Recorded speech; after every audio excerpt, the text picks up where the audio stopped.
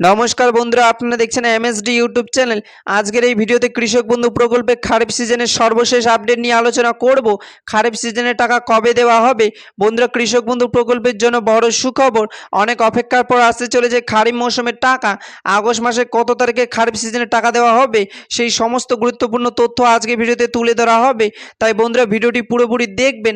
ভিডিওটি পুরোপুরি দেখার সাথে সাথে বলবো বন্ধুরা, আপনারা যারা আমাদের চ্যানেলে নতুন দর্শক, চ্যানেলটিকে সাবস্ক্রাইব করে পাশে থাকা বেল নোটিফিকেশন বেলটি অন করে নেবেন বিভিন্ন সরকারি প্রকল্পে আপডেট সবার আগে পাওয়ার জন্য।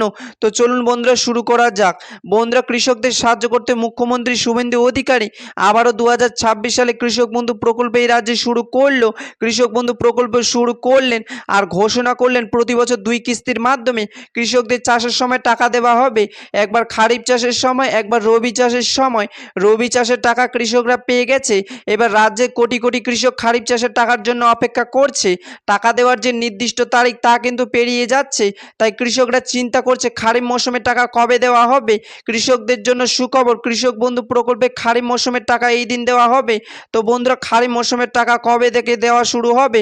তো বন্ধুরা, সূত্র মারফত জানা যাচ্ছে যে আগস্ট মাসে 22 তারিখের মধ্যে টাকা দেওয়ার সম্ভাবনা রয়েছে। Today 18 August 2026 news.